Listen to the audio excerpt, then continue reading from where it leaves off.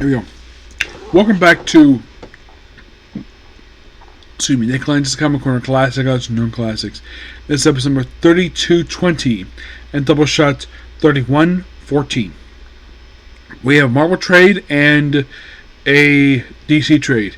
Oh, one thing both DC trades in common. The second trade was written by J. Michael Straczynski, and he also wrote the actual main title of this character, that being Superman. Yeah, he wrote his title, but he didn't write Action Comics, though. This is Superman Action Comics Volume 3. Revenge of the Demon. This collects, get this, Batman Superman The Authority Special. Excuse me. The annual that came out in 2023, the annual number 1. Along with the age stories from Action Comics 1057 to 1060. By the way, love this cover arc. It's amazing. So, yeah. This is basically the final trade Phillip K. Johnson's run for Action Comics. Because pretty much the release of Action Comics after this was a Superstar Initiative. Now, even if I do review this here, I'm going to talk about this in a minute. There's still going to be one more trade left to collect stuff from this era for Action Comics. And that book is Nia Before Zod. That work here is done by Tyler Hairston, Jonathan Gaspon, Scott Hanna, Rain Bernardo, Ben Templesmith, Rafa Salvador, Eddie Barrows, Emma Ferreira, Fisco Astro, and Max Renner. Artwork by Steve Beach. That's because of this amazing cover artwork here. First, start with the Authority Special. Basically, it's all about mentioning about the Empire. Shadows, that sets out the kind of the beginning. But Phillip K. Johnson write this. And then we see in a flashback, looks like medieval times, related to Rise of Ghul, where he has like a Green Lantern ring, the Helmet of Fate. And we cut to the Authority. Yeah, the Authority debuted in the this version, anyways. Debuted in Superman the Authority, written by Grant Morrison. In today, his final Superman story, and then these guys appeared in the Warlord Saga in this very book. Prior to this trade coming out, this one shot had been skipped for some reason, and then they decided to throw it in here, probably because Phillip K. Johnson's the last one. So, simply put, Batman's brought on board because he knows about them, and basically he has to help with Empire Shadow stuff. And then, of course, apparently in this basement dungeon, this other universe, we see, I kid you not, DC's version of the Watcher. Yes, who somehow is here. And this is a quick little mission for them. Of course, Superman working with the Authority, which really cool. Of course, he has a history with Midnight due to the fact that he is commonly referred to as the gay Batman, and like Apollo is the gay Superman. Yep. But really cool annual. Loved it.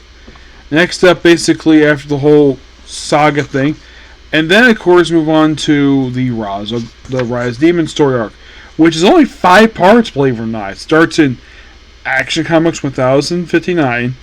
It concludes in the annual. Which, there's nothing really unusual about that comics would do this. They have an annual come out, and the annual would basically be service conclusion to what happened in the main book.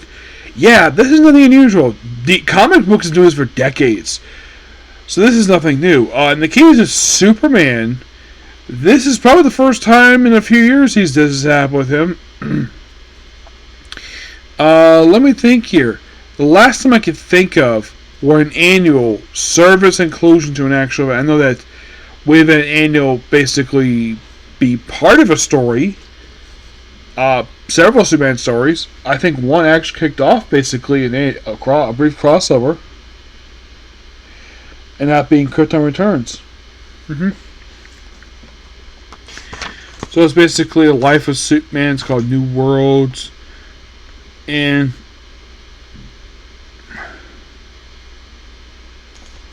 so basically it's all about the Blue World organization.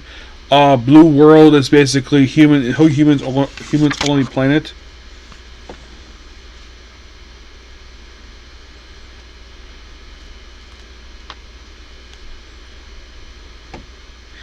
And of course, basically, they meet with this leader. Is like, everybody out but the universe. You out. Mr. Kent. I'm sorry, my friend. Nobody said no photos when we're setting this up. The editor-in-chief and I personally guarantee Mr. Olson's work and would like him in the room for an interview. If your employer still wants to do it, it's fine, Duran. If you can't trust Clark here, who trusts? Hi, Mr. Kent. My name is Nora Stone. I'm thinking I heard the name Stone. Like, wait, is she related to Cyborg?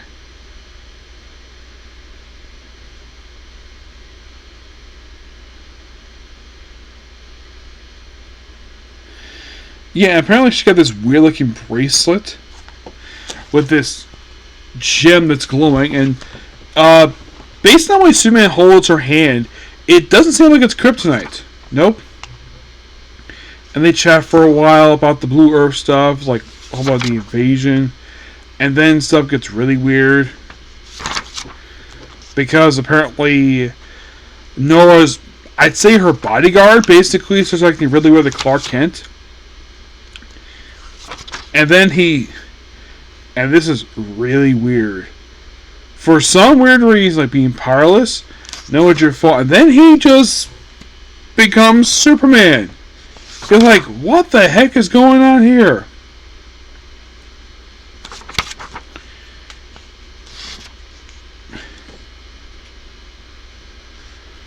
Yeah. And it's Clark Kent versus Superman for reasons.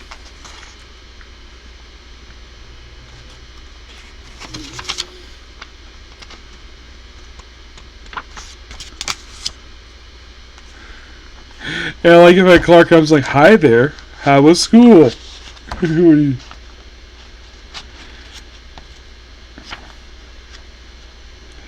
Yeah.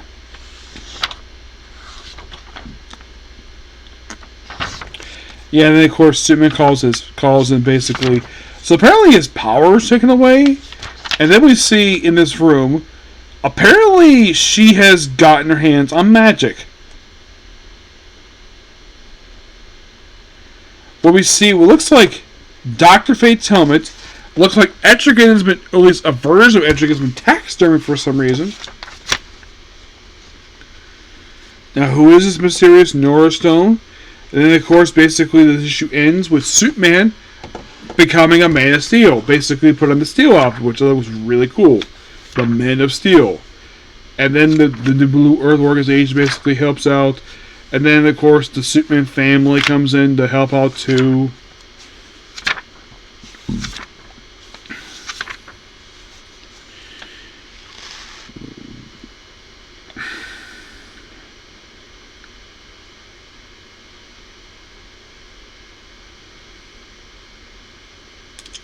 So, Nora Stone, it's revealed here, she's basically Bruce and Talia's daughter from another universe.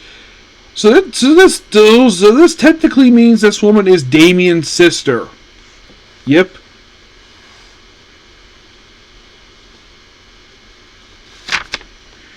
Yep. Yeah, from this alternate future, we're moving on to 1060. Yep. So yeah. I'm thinking, wait, if she's the daughter of Bruce Wayne and Talia Gotham Universe, I'm like, how does this woman not know about Damian Wayne, who was also an offspring of Bruce Wayne and Talia al Ghul? And then, because it's magic, they go to, of course, you have Superman working with someone he doesn't like very much.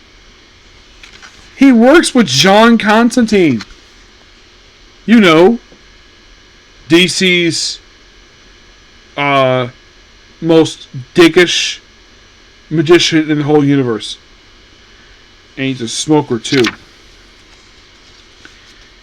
He goes aside.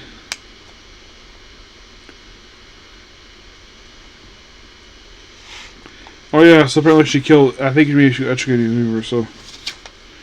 She's in the hourglass, don't touch it.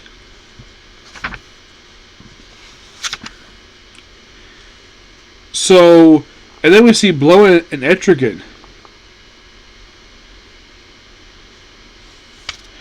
And they concluded the annual here. Okay, so those of you curious about Blood Rain. Okay, the version appeared here. I think this actually is the nephew of the original one.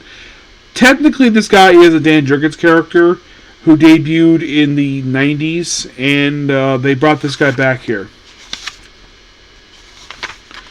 So yeah, we have some more medieval stuff here, and I'm going to get to my theory of why this story happened the way it did, why it feels so medieval.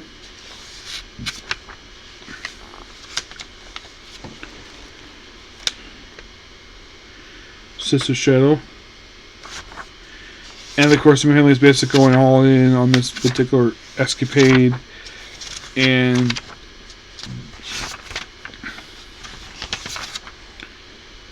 oh yeah, and they're stopped by Etrigan.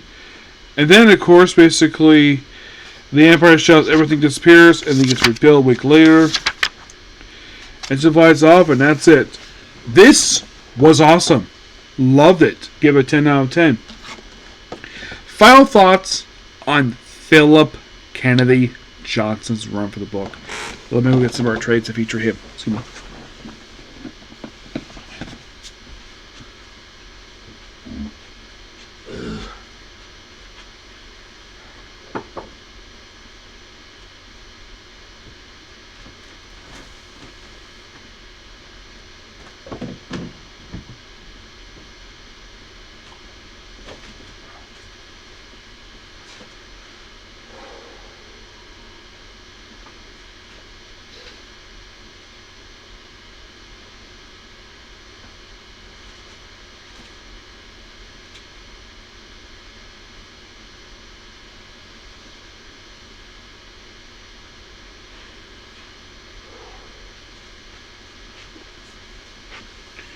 So, basically this run, this era for Action Comics all started right here with this very book, World Rising. So by the time you get to this last issue, which is published in this very trade here, this ends roughly a 3-year run on this book. And this is the first of 3 trades for this run, because we also have, of course, not the book just yet. There is, of course, this book, and there's one book after this one. And then you have Krypton Returns. Not Krypton. You have Kal-El Returns. Yes. Then you had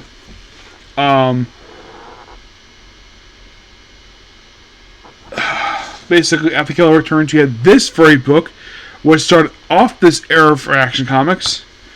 Then you had The Hell and Back, which didn't contain any stories featured by Phillip K. Johnson, just contained Night's Terror stuff, and we concluded with this.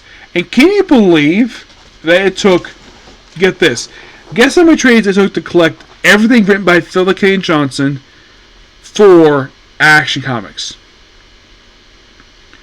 The answer is 7. And yes, I do pretty much all the trades for this one. I don't have Hell and Back with me, but yeah. So, like I said, it started right here. He told me about the reasoning for why War Saga basically done the way it did was because DC liked the way he did Last God, and they wanted to duplicate that for Superman, which he did. Led to a really interesting storyline. At the time, I originally didn't like it very much, and then I really enjoyed it later on, my second reading of it. Yep. And then we have this era for Superman, which this is sort of the rebirth of Superman. It's like, yeah, this era that Superman's been going through for the past couple years, it's more like another rebirth for him. After this, so Bendis wrapped up, Phillip Kennedy Johnson, in a way, saved this title. Because I'm thinking, this is my personal theory, I think when Bendis basically was writing the book, a lot of people didn't like what he was writing, so DC got spooked when, possibly, this is my personal theory, that the sales book slipped hard when Bendis wrote this book. I mean, at first, probably it sold really well, but toward the end, it probably was time. I think maybe Bendis was taking out the book purely because basically the book was not selling very well. So, they bring in a writer. They bring in Phillip K. Johnson into this book. This is just a theory. To, like I said, do what they did with Last God. Have a storyline that roughly lasted about, I kid you not, roughly about almost over 2 years. And then, of course, you have this, which also with this era for Superman, we have this new, more trade paperbacks for him, which I don't get why this era for Superman is like this, where you have 10 issues, 1051 through 1060. You would think with these amount of issues, DC would collect this in about 3-4 trades overall. Nope. So aside from this trade, the Hellebuck in this book, there are several others. You have the Superman Lois and Clark book by Dan Jurgens, which is awesome. The feature for that one to last 7 issues. Power Girl Returns, Steelworks.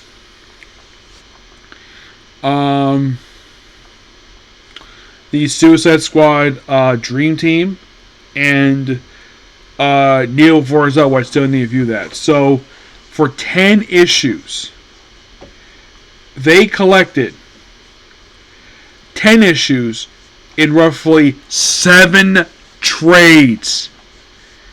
I kid you not. 7 of these damn things. Like, for 1051 through 1053, 3 trade paperbacks for each issue. Excuse me. Same out for basically for 1054 to 1056. I think these were the Steelworks issues, if I'm not mistaken. Yeah, these were the Steelworks issues. And then as for 1057, that was collected. That one issue was collected. That was the only one collected in the shortest amount of trades. Actually collected of 3. It collected the Lois and Clark one. This trade I just reviewed. And it was also collected in Hell and Back. 58. Surprisingly, the 50 and 59 are the only 2 issues for this whole 10-issue run that collect only 2 trades. Hell and Back and this book. 1060, the final issue of this era, 3. This book, Neo Forzad, and Dream Team. Yeah, but in the case of what do I think overall of this run, it's amazing. A run that lasts, like I said, a little over 3 years. Phillip K. Johnson himself did an excellent job.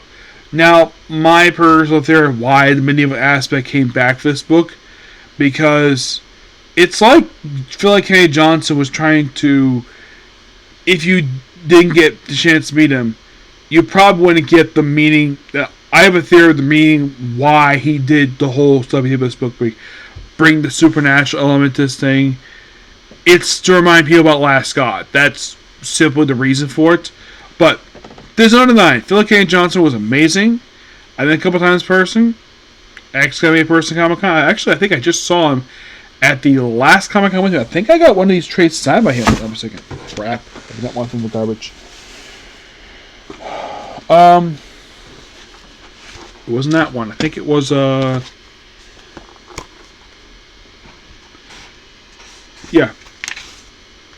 There it is right there. I got the second trade signed by him.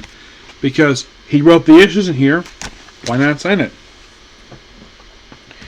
And with that, basically, I'm done with Phillip K. Johnson for the book, but not done with the era of 1051, 1060. Now, I'm not sure why DC did this for, where they had to do multi-issue stories for 10 straight issues, and then all of a sudden they collected about 7 trade paperbacks for some reason. I'm not sure why. Excuse me, but with Volume 3, it says Next with Superstar, which I have reviewed already. but I'm hoping to meet my hands on day before it's out tomorrow. Okay. Our next up we have is Supreme Power, Volume 1, Contact. This collects the first 6 issues of this series. Written by J. Marko Zensinski. This is a reboot of the classic version of the Squadron Supreme. The Squadron Supreme, if you don't know who the heck these people are, they are Marvel's analog to the Justice League. Here's some examples. Hyperion, Superman, Nighthawk, Batman, Power Princess, Wonder Woman, Golden Archer, Green Arrow. They have a version of Black Canary on there. They did have a brief series in the 80s written by the awesome Mark Greenwald, and quite possibly one of his best series he ever wrote in comics. That was not Captain America or Quasar. So JMS decided to reboot them. By the way, they also got to go there's also got to go Prism, who is their version of Green Lantern, and Wizard, who is their world's version of Flash. So this is basically the rebooted continuity of this under the Max imprint. You think Max now this book by far, if you're really curious how long this book lasted for, it lasted for roughly 18 issues, and then was relaunched as Squadron Supreme, and then became Squadron Supreme Volume 3 under different leadership. Now, they also did launch a Hyperion versus Nighthawk book. Well, we have Gary Frank basically doing the artwork here. This is basically just JMS trying to establish this brand new universe. So, the first issue is pretty much a take on Superman. It is basically Mark Milton, how he basically came to Earth. And this is basically a retread of Superman, in a way.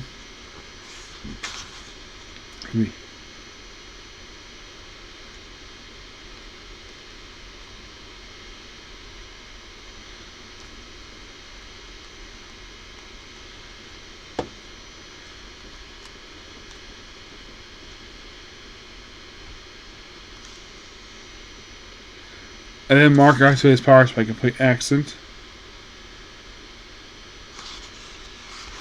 So then then I think it's supposed to be his father, where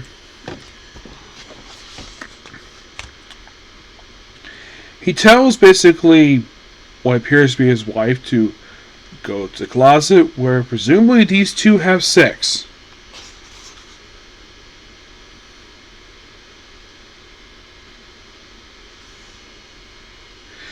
And then they pretend basically the whole power thing have happened. And then we have Mark just watch TV and have him grow over the years.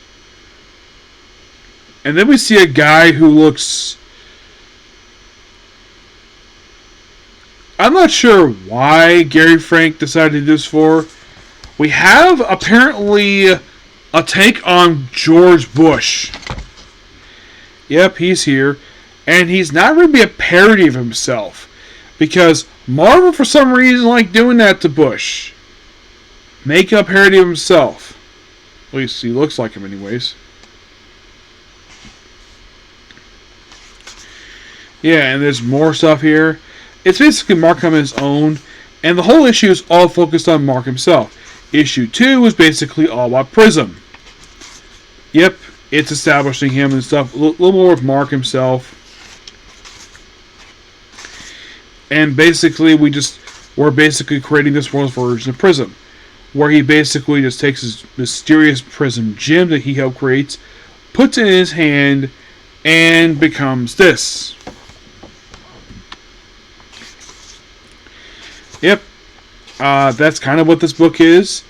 And then we have issue 3. We're back to Mark again, where he beats more people up.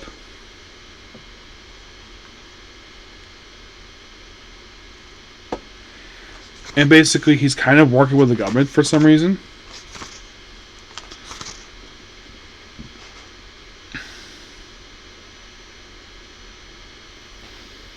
And of course, apparently because it's Max Universe, Let's show off a guy's dick. Yep, 4 reasons. And then for some weird reason, we see Bill Clinton here. Yes, Bill Clinton. Who's introducing Mark Milton. I should point out, though, Marvel did not spoof Bill Clinton. Never did. They did that to George Bush, but they made Barack Obama a pretty decent person. As for the current president, however, never featured him. During his first term. Never featured him. As for the idiot, didn't bother to. Purely because, basically, Marvel probably didn't want to touch that at all. It's like, no, we're not doing that. No, move on. Yep. And I had Parent starts getting his costume. In issue 4 introduces this world's version of, well, Nighthawk. Who is, by the way, in this universe, he's black. And this guy here later got a brief ongoing series done by David Walker. That got canceled at 6 issues. And despite the tiny bits of racism, that didn't drive the book. It just basically was an interesting story. Now, some might ask, Nick, what was the Nighthawk book? Was that canceled due to the racist stuff happening in the opening issue? I highly doubt that at all. No, I highly doubt it. Then we have Kyle Richmond becoming Nighthawk. And by the way, he is much more violent than his counterpart. Yep.